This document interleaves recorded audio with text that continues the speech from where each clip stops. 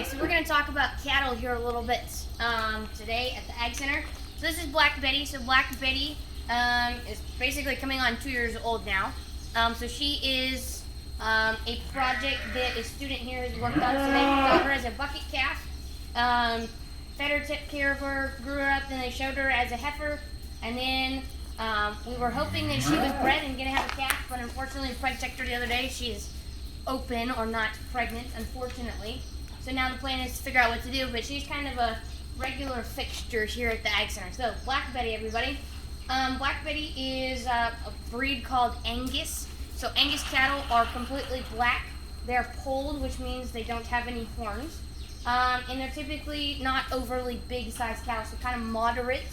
And they're real common. We have lots of them. Angus cattle are the #1 most registered cattle in the world. Okay.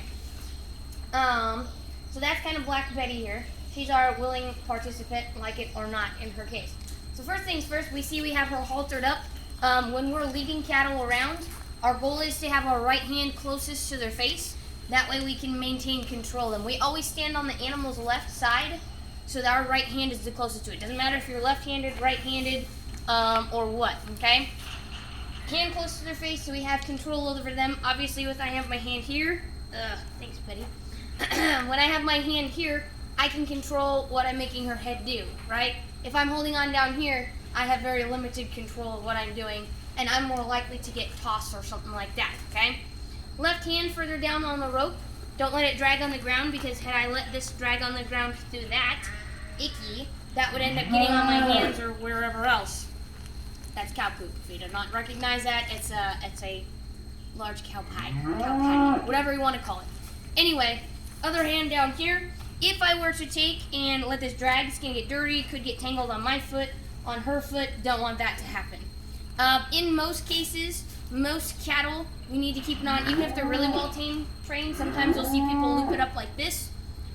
Most beginners, probably not a great idea. Even older cattle, older people who've done this before, probably still safer just to two-handed. I'll practice two hands here just to make sure I'm modeling good behavior for you guys.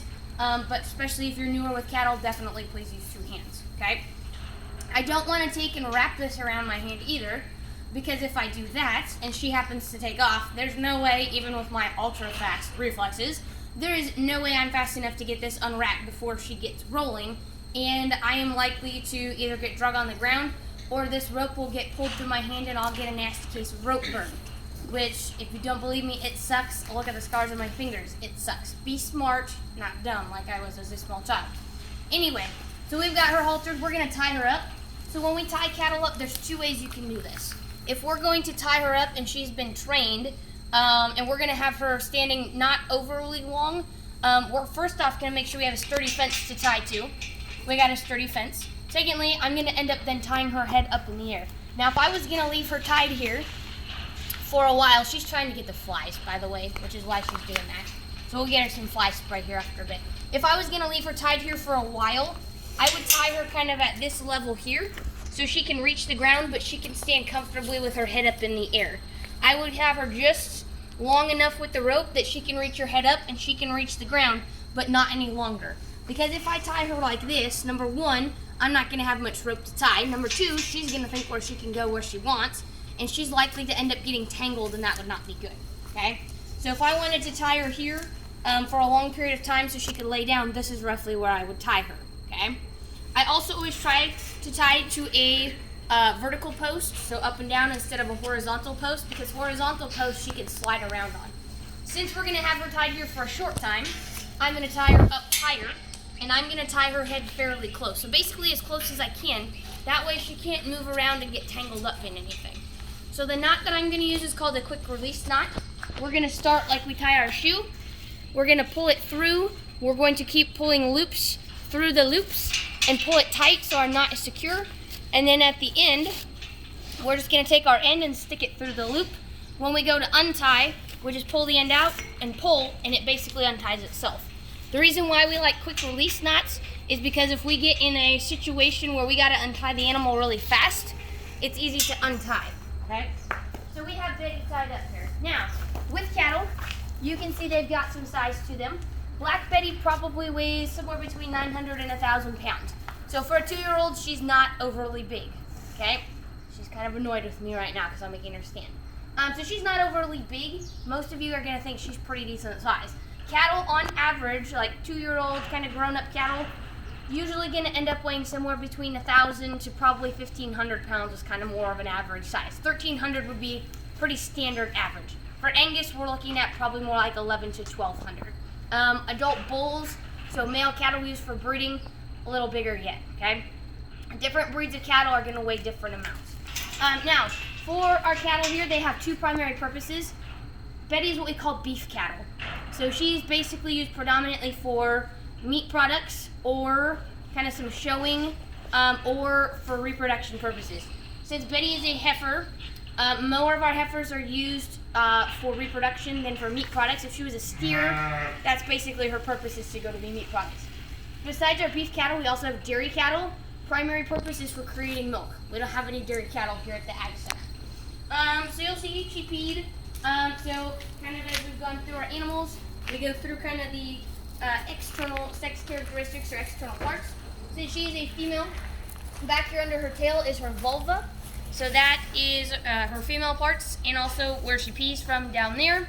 Her udder, which she does not have a large udder because she's not calves, would be located right down here. Hopefully she doesn't kick at us. Right there, you can't see the teats because they're covered up in the hair. If this was a male steer or a bull, she would have a sheath down here where she pees from. And if it was a bull, her testicles, his testicles would be located right down here. Underneath, the tail would be nice and smooth. So cattle, we talked about kind of the size. On average, cattle when they go to market weigh between 1,200 and 1,500 pounds. Kind of we shoot for that 1,300-ish range mark. And typically they're somewhere between a year and about 15 months old.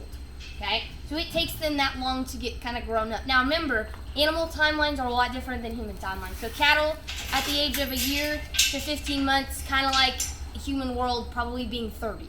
Okay, it's about my age. I know I'm so old. But anyway, so cattle a lot of times will ear tag them to tell them apart.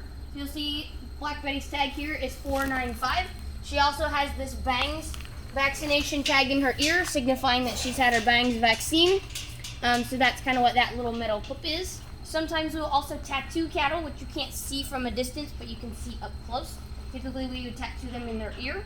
Cattle come in lots of different shapes, sizes, and colors. She happens to be completely black. We'll look at some other colors here in just a second. So cattle, pretty much by the time they're about a year to 15 months old, have hit kind of their purpose. Whether they're going into breeding, which in this case we've tried to breed her once, didn't work, so now we'll kind of move on to the next cycle for her. Or if they're not getting it used for breeding, then they'll typically be going to market by that point. If they're dairy cattle, they will have had their first calf and have started to produce milk. They are pregnant for about 9 months, or about 285 days is how long our cattle are pregnant or in gestation for. And their calf on average will weigh somewhere between 60 and probably 100 pounds. 100 is pretty large, 60 is kind of small. I would say on average, most of our calves weigh probably about 75 pounds when they're born. So some of you are like, oh my gosh, that's like almost as much as me. Let's see, what else do we need to know about cattle? So those are kind of some of the basics about our beef type cattle.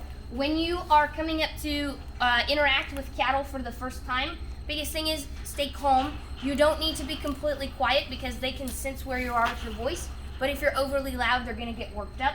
Most cattle don't like their heads messed with a ton. So if you come up and start petting her in the face, she might not like it very much. Now, Betty doesn't care because she actually likes to lick people. But some cattle really don't like their heads being messed with. So the safest place for you to come interact with cattle is to come right on the side of them right here. Okay? You're less likely to get kicked right up here by their shoulder. Now, cattle as a whole are not necessarily going to kick at you unless they're just kind of a kicky one or if they get startled. Okay? You are actually safer standing right next to them than you are kind of over here. Because if I'm standing right next to her and she goes to reach out to kick, she has no wind up on that leg and she's basically going to end up just kind of bumping me. If I'm standing back here, her leg's going to get wound up a little bit more, okay? And cattle kind of kick off to the side a little bit, so I'm actually safer standing directly back here than I probably am off to an angle just a little bit. She knows where I'm at. She's listening to me with her ears. she can kind of film me back here. So the biggest thing is don't startle them. That's typically when cattle end up acting up because they have fight or flight instinct. If they're tied up, they can't go anywhere. So their only option is to fight, which means kicking. Okay? Cattle don't really bite, so you don't need to worry about that. Kicking or accidentally stepping on your toes would be the biggest things that they would end up doing. But we're not going to let you interact with cattle here that are extremely wild or anything like that. But you do need to understand, anytime you're working with cattle or large animals, there is the accidental chance that something could happen. So you do need to be prepared. You do need to make sure you're paying attention and following directions. When we're brushing cattle down, we're going to brush so the hair goes forwards, and by that we mean from their tail towards their head. The reason we do that is to train their hair that way, so when we're getting ready to show them, it works better. If we're not showing cattle, we still practice brushing the hair forward. That way it helps us get all the junk and stuff out of their hair. Okay? Cattle as a whole like to be brushed. They like to kind of get cleaned up and stuff like that. So that's kind of a little bit about Black Betty kind of interacting with the bigger cattle. Now we're going to show kind of what it looks like to get cattle caught and haltered for one of the first times. So we have some smaller cattle that we're kind of going to work with, and I just realized they're outside. So we're going to pause this for just a quick minute, and then you guys will be able to see this in a second. Okay, so we've got kind of our pen set up. I've got a halter. I've got kind of some assistance here just in case you can't do this very well. These little calves have only been here for, I guess, a little over a week and a half or so. So we have some different breeds represented. We also have a steer and a heifer, so a male and female we'll look at here in just a second. These guys are pretty small. They were freshly weaned, which means taken away from their mother. They don't need their mom anymore. They are eating feed and everything on their own. Their moms get to the point where they get kind of mean towards their calves when it's weaning time. They'll headbutt them, they'll run into them. Not always the nicest thing in the world. So these guys are obviously a lot smaller than Black Betty. So they're weighing, this little guy right here probably weighs about 400, maybe 450 pounds. The bigger one behind him probably add another 50 or so on for her. So when we go to move cattle, our goal is to move them calmly and kind of quietly. So what I'm going to do is kind of go around behind them and slowly walk them up towards the pen here. So usually you all stay on the same side, so that way the cattle don't get confused on where to go. So we're all standing on this side of the pen. We're going to kind of go behind them. Once we've gone behind them, we're going to make a human fence, which means we're all going to kind of stand in a line so they don't go behind us and they keep going forward to the pen. So here we go. Round and round the hamster. Come on, guys. So you'll see I'm not crowding them. I'm giving them some space because he's kind of getting a little excited here. We've got one person on either side of the hay feeder so they don't just keep going around and around on us. And now we're going to kind of form our human fence and let them have some space to walk in.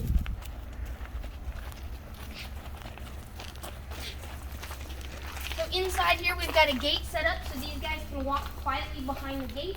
We'll kind of close the gate on them so that way we can capture them. Cattle who haven't been worked with a ton, and we're closing the gate behind us so they don't escape outside again. Cattle that haven't been worked with a ton, they're not just going to stand there and let us put the halter on. So we have to create a space for them to feel safer and to be able to catch them without us getting injured also. The good news is if you start when they're little like this, it's a lot easier. So to put on the halter, here we've got our halter. Same thing for sheep, same thing for goats.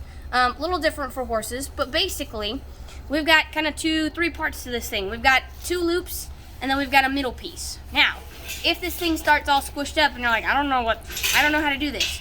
The piece that slides in and out here that's connected to the long lead rope, that piece always goes on the bottom, okay? Slider goes on the bottom underneath their chin. Nothing goes in their mouth, okay? Slider goes on the bottom underneath their chin, which means this middle part here goes over their nose, and then our other loop ends up going on their head and it will go behind their ears, okay? Typically when we go to put the halter on, we're going to put it on fairly quickly. That way they don't try to escape on us. But we want to go slow enough that we make sure we actually get it on correctly, okay? So typically what I do is kind of loop the end over my neck. That way it's not dragging on the ground. Or I kind of loop it up over my arm. Now I'm not wrapping anything. Again, never want to wrap. But I'm kind of looping it up so it's not dragging all over the place. So we're going to kind of push these guys behind the gate. We're going to try to kind of loop the halter over their head, pull it tight, and then we'll move it towards the gate. Since these guys have only been tied up and haltered, cow patty. Since these guys have only been kind of haltered once, I'm not sure how they're going to react, okay? They're little babies. They've been interacting with people a lot, just not haltered a ton. So the good news is they're not going to be completely wild. The bad news is they're not going to be completely halter broke and just stand there quietly. So with cattle, sometimes they can be really wild and waspy, and sometimes they can be kind of quiet. The more you work with them when they're little and the calmer you keep them, the better they get as they get older. So we're going to squish them behind the gate here. We're going to try to keep them pretty calm. The calmer you keep them when they're little, typically the better they end up being as they get older. So he's going to turn around. We're going to have my assistant kind of push the gate here a little bit. And when this guy comes towards me, I'm basically going to take my halter and I'm going to loop it under his chin. Or if he backs up, then I'll get the other one. We're going to swing this gate a little more so they can't turn as much.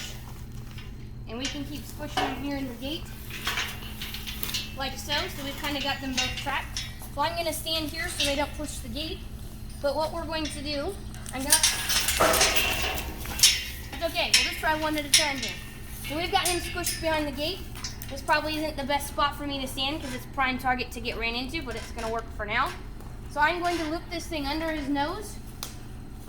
I'm going to go up over the top of his ears. Once I've got it on his face, I'm going to pull it tight, make sure this is kind of in the middle part of his nose. My assistant's going to open the gate here, and I'm going to hang on because I'm not sure where he's going to go, okay? When we're first starting to work with these things, we're going to kind of be quiet, kind of be calm, let them take their time. You're not just going to be able to take off and start walking because they don't know what they're supposed to do. So you have to kind of be ready for about anything, okay? Now, with these guys, when we go to tie him up, it's not like Black Betty where we're going to tie his head and ready to go because he's going to fight this, okay? So when we go to tie him, we're going to cut him a little bit of slack and we're going to tie him a little bit looser. Also, he's probably not going to go right away, so I'm going to be patient with him. I'm going to give him some time to walk. If he doesn't come towards him, then I'm going to pull a little bit more. I'm going to let him pull a little bit, kind of give him a break. Then I'm going to pull a little bit more. If he's not going and I'm having a hard time pulling, if I have a second person, they can kind of come up behind him and gently push him. Or if I don't have a second person, or if he's acting crazy and we're worried about getting kicked, I can take my weight and put it down on the halter here, which you'll see kind of pulls him forward. Now, I've got his head, and I can pull up so he doesn't smush me here. If we have a calf that's really wild, then what we can do is we can loop it around and we can go on the other side of the gate so we don't get ran into.